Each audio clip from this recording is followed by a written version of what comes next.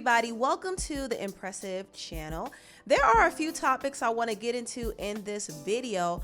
First, starting with the rapper Gunna and the singer Chloe Bailey, because it seems as if Chloe and Gunna might be a thing. Now, Gunna actually shot his shot at Chloe when she performed at the VMAs last year, and after that, Chloe and Gunna were spotted at a basketball game together. And I didn't really think much of this link up. I thought, okay, maybe they were linking up to make some music, and they did. They actually collaborated on a song on Gunna's new album, and the song is called You and Me. Also, Gunna confirmed in an interview that he did with Billboard that he made another song with Chloe that more than likely will be on her new album. So they've been making music together, but apparently they've been hanging out together a lot too, because recently they were spotted together leaving a venue holding hands. And some people think they're just friends, and they've said that they're just friends, but no, I do think they're talking on the low, and this is actually good PR for them both. Gunna has been getting a lot of buzz lately with his new album Drip Season Forever, and also Chloe's name is getting a lot of buzz as well, so I could definitely see them being the new hot R&B hip hop couple out there. At first I didn't know if it made sense. I mean, I don't know. I think Gunna dresses like an evil Mary J. Blige. Nothing is gonna change my thoughts on that. But he seems harmless. He might raid your closet every now and then, but he seems like he's okay. He seems like he really likes Chloe as well, because recently he was gushing about her on The Breakfast Club. And people think you and Chloe Bailey are dating, but then some people say you're cousins. We ain't cousins. We ain't cousins, you know what I'm saying? We're really close friends, you know what I'm saying? We just got a hit song together. Got a hit song together. I plan on us performing this song. We're crazy. I told her I want to do something like a big stage, just somewhere, just live, letting folk go crazy, let them hear our vocals. Valentine's Day is coming up. That'd be a good Valentine's Day special thing to do, right, for couples. That's one you can't play with, though. That's when you got a wife and marry and right, have a family. That's the one you got going. Be honest with. Like, that's right. I ain't finna play with you, cause I don't want you to play with me. I'm just saying. I said. You just said she wasn't your cousin. He said, cuz. But did you know her before you did the shout out for the MTV Video Music Awards, or was that how you initially got her on the track? How did that happen? Man, you blushing, man. You blushing. Stop it. It's a tongue for me. That's what he said. It's a tongue for me. Right, it was a tongue for me. It really was. But no, I didn't know her. It then. And I was kind of shooting my shot a little bit. It was a shot. Keep it P. I mean, it must have worked. That's why we saw you at the game. It was a game, right? You was a game together or something? It was a game. Yeah, it's a common game. You know, you like the game, right? Yeah. You like games. I wanted to take her somewhere, cool. You know what I mean? Not just out to the studio. Like, we stop at the game right fast. So that's what Gunna had to say about his relationship with Chloe. Even if their relationship isn't too serious, I think it is good PR for them both. Now, moving on, I want to talk about Kanye West and his shenanigans, because Kanye has been spiraling out of control recently. Ever since he lost Kim Kardashian to Pete Davidson, he can't take it. He's been doing the most random things. He's been trying to use the C-list actress Julia Fox to make Kim jealous, but it's not working. And he also has been letting out some aggression. Currently, he's being investigated by the police for battery after attacking a fan. And now he's threatening to attack Pete Davidson. Now, Kanye has a new song called My Life Was Never Easy. I don't know if you've seen the cover art for this song, but it's really, really, really disturbing. It's like a picture of a bloody monkey. So Kanye is clearly losing it, clearly. But in this song, he reportedly comes for Pete Davidson. He said, "God save me from the crash just so I can beat Pete Davidson's blank." God save me from the crash just so I can beat Pete Davidson's ass. So Kanye is about ready to fight Pete. He's mad that Pete took his wife away from him, and he's mad that he can't get Kim back. So now he wants to fight. It's just too much. There's way too much going on with Kanye. I can't keep up at this point, but him threatening to beat up Pete Davidson is kind of funny. Anyway, moving right along, I want to talk about Nicki Minaj.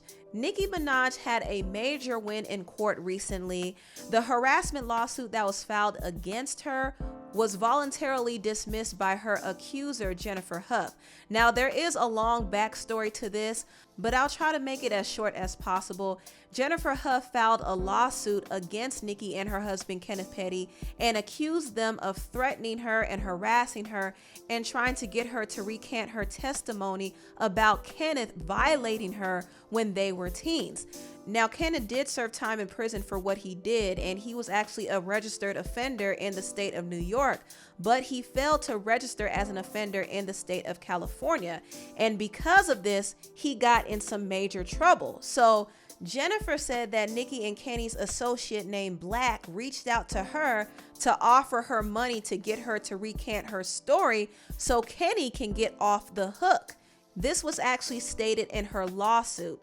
Jennifer also claims that she got in contact with Nicki through this same associate. And she also claimed that Nicki was trying to send her publicist to get her to recant her story. And she alleges that Nicki and Kenny were sending people to harass her and threaten her. Now, the thing is, Jennifer didn't have the evidence to prove this. And her lawsuit specifically accuses Nicki and Kenny of threatening her, but she went on various platforms stating something different. She said that Nicki and Kenny never threatened her. So I made it clear when Nicki Minaj called me, when I spoke to her on the phone, she didn't call me and threaten me. Kenneth Petty didn't call me and threaten me. Now, Nicki did respond to Jennifer's lawsuit, and she said that she did not send anybody to harass or threaten her. She didn't send anybody to offer her money to get her to recant her story. She said she didn't do any of that. Now, she did confirm the single phone call that she did have with Jennifer. She said that Jennifer was actually the one who wanted to reach out to her, and they had a mutual acquaintance named Black who connected them both on the phone. This is what Nicki said about that phone call. She said, "I made it clear to her that I was not asking her to change her past statements. I never offered her any money, and I never threatened her." Nicki also distanced herself from her husband's offender case, saying that she had nothing to do with it, and she said this to make it clear to Jennifer that she had no interest in paying her money to clear her husband's name. She said it's not her problem, it's his problem. He has to deal with the consequences of pleading guilty to a crime he did not commit. This is what Nicki said in her response documents. And also Nicki said this: "After I made it clear to her that I was not going to pay her any money, plaintiff, who is Jennifer, told me she would think about what she wanted to do." Then, referring to her claim that my husband R'd her, she said verbatim, "I'm not saying it didn't happen, but maybe it was just a misunderstanding." I could not believe what I just heard. I could not believe that it was so easy for this woman to imply that she may have exaggerated or lied after how much this man had suffered through as a young boy. Even then, though, I did not pressure her in any way. I only told her that if she would like to change her statement and wanted help drafting something, my publicist, Joe Carroza, could possibly help her. I gave plaintiff my telephone number and told her that she could call me if she would like to discuss the matter with me again.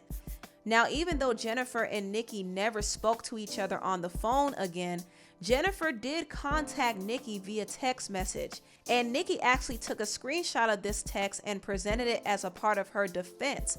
Jennifer was texting Nicki about U.S. Marshals showing up at her house, and Nicki pointed out how odd it was for Jennifer to be contacting her after accusing her of threatening her. It kind of showed that Jennifer was not as fearful of Nicki as she claimed. So all of this was Nicki's response to Jennifer's lawsuit, and Jennifer did end up dropping the case because she did not have the evidence to back up her claims. So the case was voluntarily dismissed. A source close to the case says that Nicki did not have to settle, so Jennifer was not paid off. She just dropped the case. Nicki's lawyer also condemned Jennifer's lawyer, Tyrone Blackburn, and he said this: "In my view, your conduct in pursuing this case against Nicki represents the worst of our legal system. Bottom-feeding lawyers who pursue frivolous actions against a celebrity, assuming that they will be paid off if they throw enough dirt. You forced my client to spend over $300,000 in fees to defend a case which even my labradoodle, Gracie, could see was frivolous on both the facts and the law." Woo, that was a read. That was definitely a read. And it's very clear that Jennifer's lawyer was the one pushing her to file this lawsuit because they were just trying to get money. Tyrone was even trying to get a default judgment for Nicki to pay $20 million. So that tells you that they were really seeking money. And I think Jennifer was ill-advised by a greedy lawyer. She didn't have the evidence to prove her case, but she was convinced that she could win something. And it didn't work out that way, so she had to drop the case. Anyway, tell me what you all think about this video down below.